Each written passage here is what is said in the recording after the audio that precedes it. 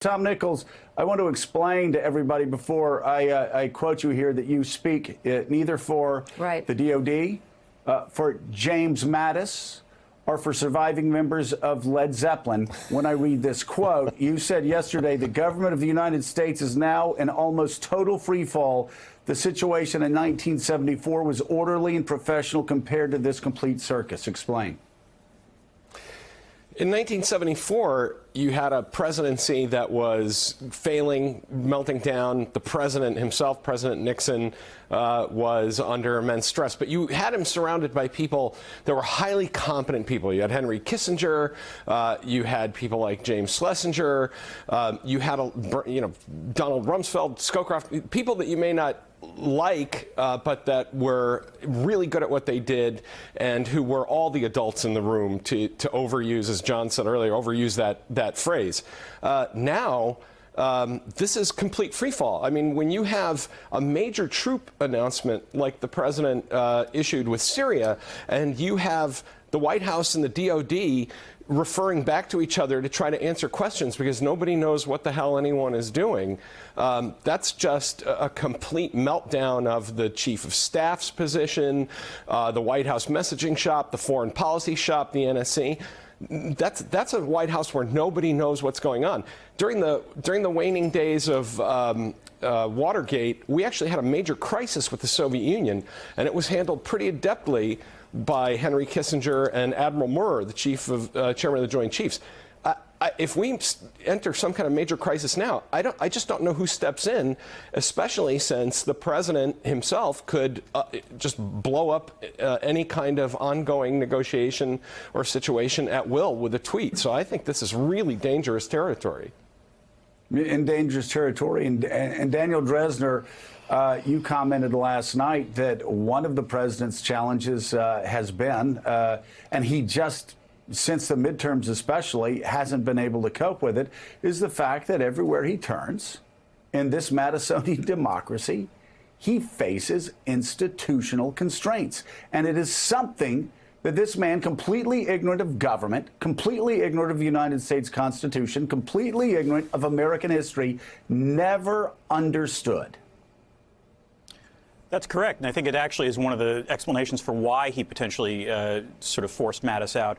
I mean, think this week alone. I think it was even just 2 days ago where President Trump, has been trying to jawbone the Fed to not raise interest rates and discovered that they're not going to listen to him on this. In fact, if anything, Trump's pressure probably sort of forced their hand in terms of requiring them to raise interest rates at least a little bit to show their independence. The degree to which, Trump can control Congress is not clear. No matter what tweets he said, he doesn't have the votes in the Senate, to get the wall funding. And he's also being hemmed in by the courts. Just this week, Emmett Sullivan has twice sort of, hammered the Trump administration, first by exposing the lie in right-wing circles that somehow Michael Flynn was entrapped, and then second by putting a constraint on an immigration order that Attorney General Jeff Sessions implemented when he was in June, back in June. So in some ways, it's not surprising that he's doing what he's doing on foreign policy, because that's one of the few areas where, as commander-in-chief, he actually can do these things. But even there, what it winds up doing is forcing subordinates that the rest of America trusts to leave. And so you have the sort of chaos that Tom Nichols talked about. And it's only going to get worse. I mean, I can't imagine what the markets are going to do today, but they're not going to be happy about all this news.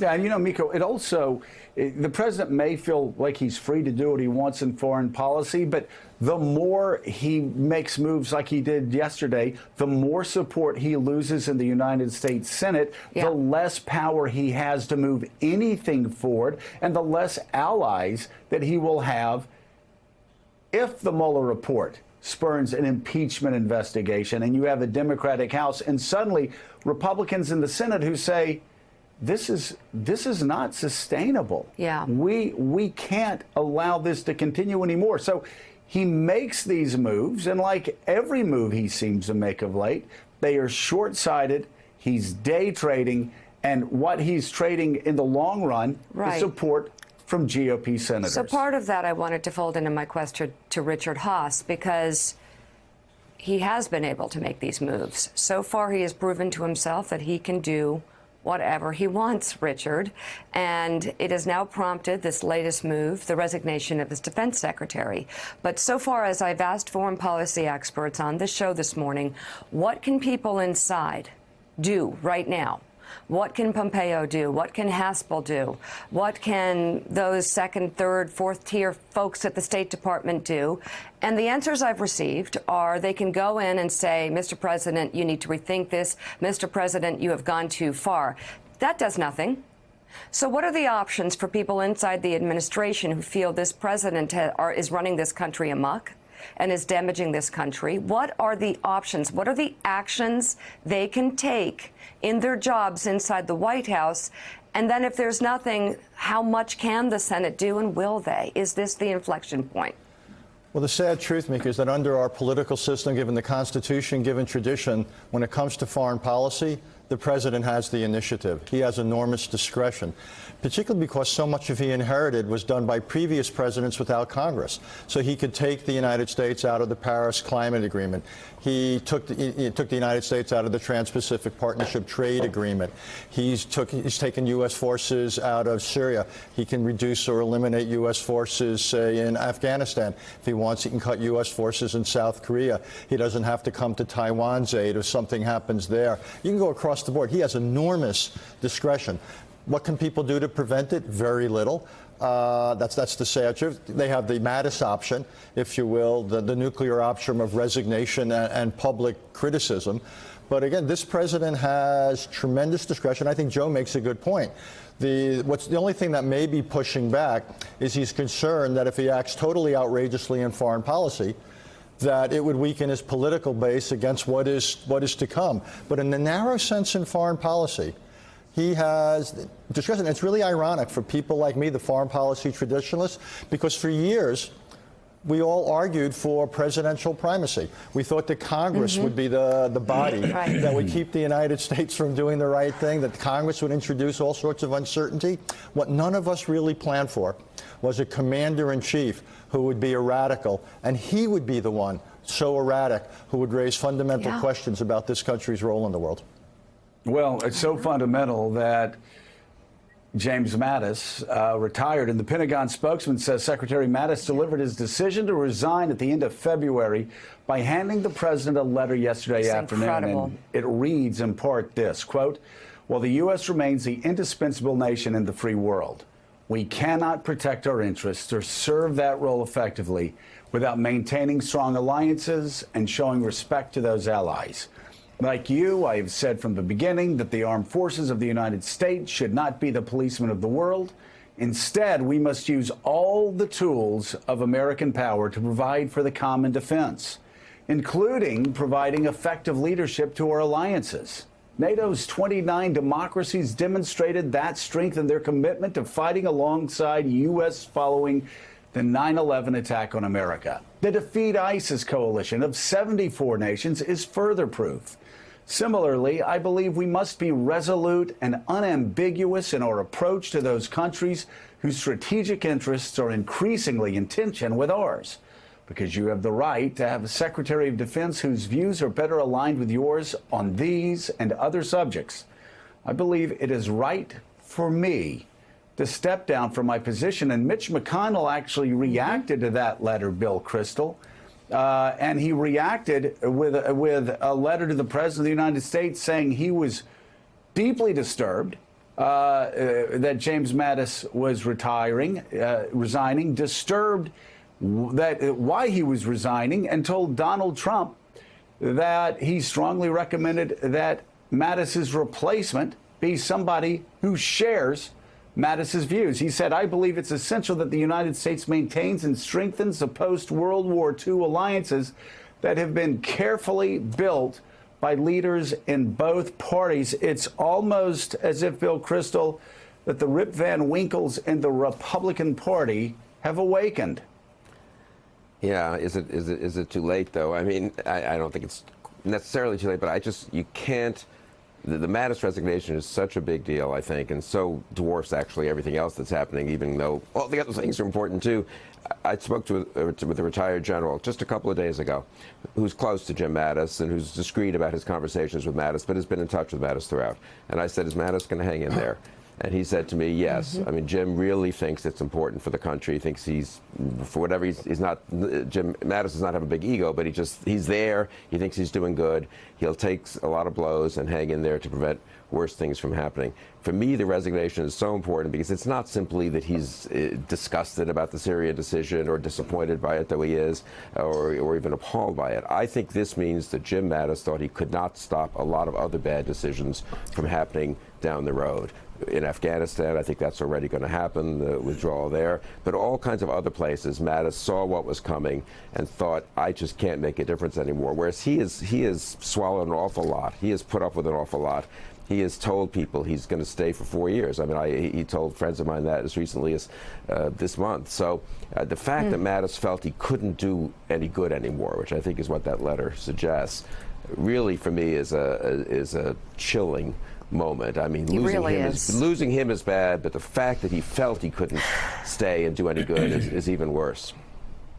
Yeah, Casey Hunt losing That's it right there. General Mattis is bad enough. The way he resigned makes it so much worse. There hasn't been that sort of resignation and protest from somebody that high up in over 4 decades. But there it is. It's laid out there. And suddenly you're seeing real concerns being voiced for the first time on Capitol Hill by certain Republicans. Mitch McConnell delivers the strongest statement as we've heard him deliver against Donald Trump in the past 2 years. Lindsey Graham also being very, I mean, we could go down the list. Jeff Flake, of course, Bob Corker, who are both leaving, but also Ben Sasse and other Republicans shocked by the Syria decision, shocked by the Afghanistan decision, and shocked that James Mattis was allowed to resign.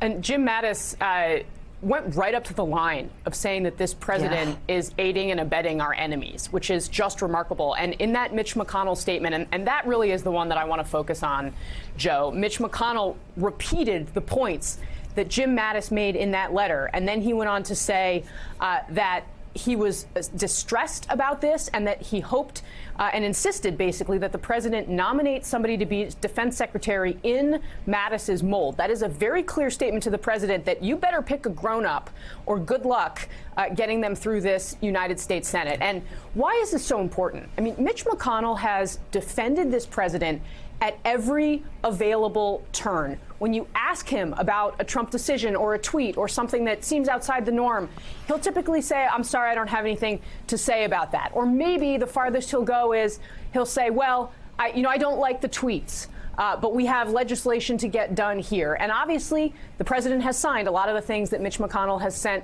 his way. But this was a bridge too far. And I think this is a very, very strong signal from the majority leader that if this president is not careful, things could really change dramatically for him. Now, we will see if Mitch McConnell follows through with action. Obviously, there's not really a historical precedent for this, so perhaps, he'll step back from this next. But I just think that we cannot overstate the significance of what McConnell said here. And don't forget, it comes in the context, Mitch McConnell on Tuesday said that the White House, he was sure that we weren't going to shut down over Thanksgiving. So the White House embarrassed him pretty badly yesterday when the president decided that no, actually, he wanted to throw the government into further chaos and not sign that short-term extension bill right before Christmas. So that's a factor that's at play here, too. I'm sure it is. And also Mitch McConnell, I'm sure he's not pleased that tweets by Ann Coulter and monologues by Rush Limbaugh are actually more persuasive than what Mitch McConnell and what other members of the Senate and other Republicans and conservatives in the House are telling him. Dan Dresner and Tom Nichols, let's follow up on what Casey said. Perhaps the most extraordinary part of the letter, the Mattis letter to the president, was when he brought up China and Russia and said, Mr. President, these are not our friends. In fact, these are our competitors. These are our rivals. And there was a suggestion that Donald Trump did not understand that Russia was behaving like an enemy. Dan, let's start with you. How extraordinary was that? The entire letter is extraordinary, and I honestly wonder whether Donald Trump actually read it before he tweeted out the fact that Mattis was resigning, or if he read it, comprehended what Mattis was doing to him when he wrote the letter. But in another way, this shouldn't be all that surprising. I mean, what Mattis said in the letter was consistent with what was put out last year in the National Security Strategy, which was in part, Mattis was an architect of that. But bear in mind that when Donald Trump introduced that National Security Strategy, which talked about Russia and China as sort of great power rivals, that we should be concerned about them, in his remarks introducing them, Donald Trump undercut that message. So in some ways, this just sort of, puts a period on the notion that anyone is running foreign policy in this country or in this executive branch except for Donald Trump. And in some ways, that's the most damaging thing about what's been done here this week is the degree to which the Trump administration has undercut U.S. credible commitments elsewhere and has also undercut his own subordinates. If you're any other country in the world, why would you want to talk to anyone other than Donald Trump at this point? Because you can't trust what anyone else says to you, because they might be gone tomorrow, or they might not necessarily reflect the rather mercurial whims of the president. And Tom, again, how extraordinary that a retiring Secretary of Defense has to explain to the Commander-in-Chief that Russia is a geopolitical rival. Yeah, there's two things that I think are really stunning here. One is, and this goes back to a point Mika made earlier this morning, one is that both the Mattis and the McConnell reactions are basically saying it's not that we disagree with your foreign policy, it's that you don't have a foreign policy, you don't understand foreign policy, that Washington almost seems to be reacting to the president with a complete understanding that what the president's really doing is just kind of lashing out and pushing buttons and trying to change the news cycle, that rather than expressing some kind of coherent worldview. And that's where a lot of this frustration comes in, because it's not really a view of foreign policy that you can understand. It's whatever the president is angry about at any moment, anywhere else in the news cycle. The other thing that I think is really interesting about this, and particularly with the McConnell reaction, is Republicans now have no top cover at all. I mean, for 2 years, Mattis has been their kind of backstop to say, if you criticized President Trump, Republicans and the enablers in the media would say, but Mattis. Well, now they can't argue with that. Mattis has really kind of laid this bare, and I don't know what they're going to say now. Yeah, and John Heilman, for 8 years, we listened to conservatives, conservative politicians, conservatives in the House, conservatives in the Senate, conservatives on talk radio, so-called conservatives, howling about Barack Obama retreating from the world, leading from behind. And here you have Donald Trump actually just pulling up the stakes in Afghanistan, pulling up the stakes in Syria, coming home, and leaving the Middle East, it seems, parts of it at least, to Russia, Iran, and ISIS. What hypocrisy if conservatives don't, in a singular voice, speak out today in condemnation of Donald Trump? The president seems to be standing down from the role of American leadership around the world. We've seen it rhetorically, largely, Joe, on his part throughout the first 2 years of the administration, but now we seem to be seeing actions that match the rhetoric of American retreat. And I want to ask Bill Kristol this question, playing off something Tom Nichols said, which seemed to me a little bit off. The way I read the Mattis letter, Bill, was not that Mattis is saying Donald Trump doesn't have a foreign policy. I think he's saying Donald Trump has a foreign policy. It's a foreign policy that coddles and cozies up to authoritarians and disregards our allies, and that is a foreign policy with which I have profound disagreements. I don't want to be complicit with anymore, and that's why I have to leave. Not that he thinks just Trump is freelancing, but that Trump has a worldview. The worldview is just antithetical to the one that Jim Mattis and the rest of the post-war consensus in American foreign policy has stood for. Trump adopted the America First slogan from 1940, and we all thought, a lot of people thought, I was pretty appalled, but a lot of people thought, well, it's just talk. And as you said, I agree with this, John. For 2 years, it's been an awful lot of talk, America First like talk, but the institutions and his actual cabinet secretary is constrained into some degree. And I think this is why this is such an important moment. We're moving now from America First talk to America First action. America First was about retreat, but it was also about coddling dictators. America First was quite sympathetic to the fascists in Europe and abandoning our allies. There was no, God forbid we should help Britain when it stood alone. So I do think there's a kind of coherence in a very incoherent way, obviously, to what Trump's doing. And again, I just think the resignation of Mattis, both the actual loss of Mattis, Mitch McConnell can say appoint someone like Mattis, but Mattis has been there for 2 years. Mattis has been able to work. But Kelly is going, Mattis is going, Gary Cohn is gone, McMaster is gone. The generals are going. People and generally serious people are going. I was struck by this late last night reading about Whitaker. We haven't even talked about that. That's another incredible scandal, ignoring the ethics advice in the Justice Department. Matthew Whitaker is acting Attorney General of the United States, and Jim Mattis is leaving as Defense Secretary. That says it all for me.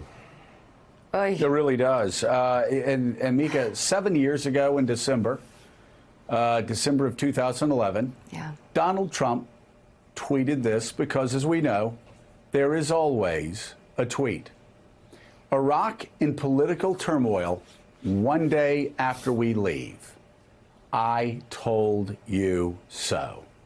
And of course, we know the political vacuum that was created there led to the rise of ISIS, which Barack Obama and his generals and admirals got a plan to push back ISIS. Donald Trump continued that. But even Donald Trump's own State Department last week, Mika, was saying ISIS is not defeated. We have to finish the job. Donald Trump's pulling up stakes. He makes a phone call, speaks to Erdogan, and suddenly he decides it's time to bring the troops home so he can clear out of the region, so Erdogan can slaughter our natural allies, the Kurds. None of it makes sense, unless, of course, it's connected to other events from earlier this week inside a federal courthouse in Northern Virginia. It's hard not to get rattled, honestly. Bill Kristol, Daniel Dressner, and Tom Nichols, thank you very much. Still ahead on Morning Joe, we'll talk to former Homeland Security Secretary Jay Johnson. His successor, Kirstjen Nielsen, was on Capitol Hill yesterday, where her testimony brought to mind a movie we find ourselves referencing a lot. From Congress, I would ask for wall. We need wall. I love carpet. I love desk. Brick, are you just looking at things in the office and saying that you love them? I love lamp. I would ask for wall. We need wall. Thanks for checking out MSNBC on YouTube, and make sure you subscribe to stay up to date on the day's biggest stories. And you can click on any of the videos around us to watch more from Morning Joe and MSNBC. Thanks so much for watching.